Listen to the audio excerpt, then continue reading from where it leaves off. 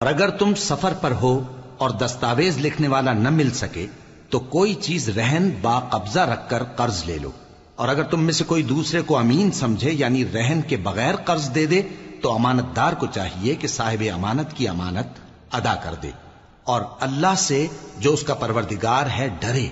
اور دیکھنا شہادت کو مت چھپانا، جو اس کو چھپائے گا وہ دل کا گناہگار ہوگا، اور اللہ تمہارے سب کاموں سے واقف ہے۔ جو کچھ آسمانوں میں اور جو کچھ زمین میں ہے سب اللہ ہی کا ہے۔ تم اپنے دلوں کی بات کو ظاہر کرو گے تو اور چھپاؤ گے تو اللہ تم سے اس کا حساب لے گا،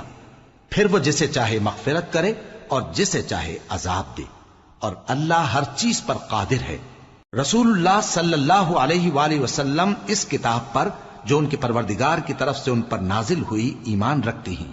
اور مومن بھی سب اللہ پر اور اس کے فرشتوں پر اور اس کی کتابوں پر اور اس کے پیغمبروں پر ایمان رکھتے ہیں، اور کہتے ہیں کہ ہم اس کے پیغمبروں سے کسی میں کچھ فرق نہیں کرتے،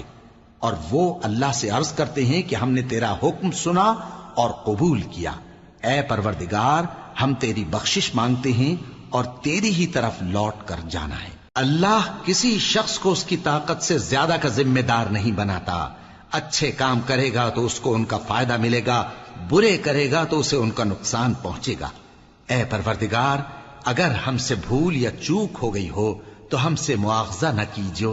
اے پروردگار ہم پر ایسا بوجھ نہ ڈالیو جیسا تو نے ہم سے پہلے لوگوں پر ڈالا تھا، اے پروردگار جتنا بوجھ اٹھانے کی ہم میں طاقت نہیں اتنا بوجھ ہم پر نہ رکھیو، اور اے پروردگار ہمارے گناہوں سے درگزر کر اور ہمیں بخش دے اور ہم پر رحم فرما، تو ہی ہمارا مددگار ہے، سو ہم کو کافروں پر غالب